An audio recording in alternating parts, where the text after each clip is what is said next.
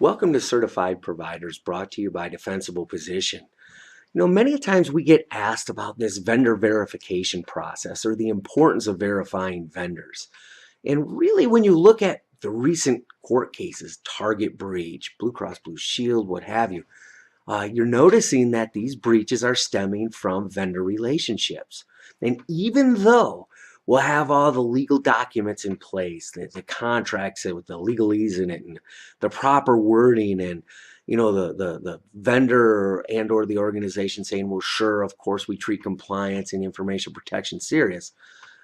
Those are all there, but the question becomes, why are we still having the breaches? But when it comes through a vendor, it becomes a very, for sake of argument, nasty situation. So what we're here to do is really help create a transition in an environment that really puts both organizations on the same level, if you will, for information protection. Because one of the requirements for a vendor is not to only ensure that you have the legal stuff in place, if you will, but it's also to ensure that their actions and their programs line up with your programs.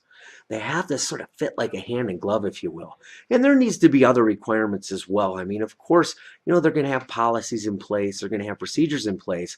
But other questions that we need to ask is, how did they get to that point? How did they develop their policy?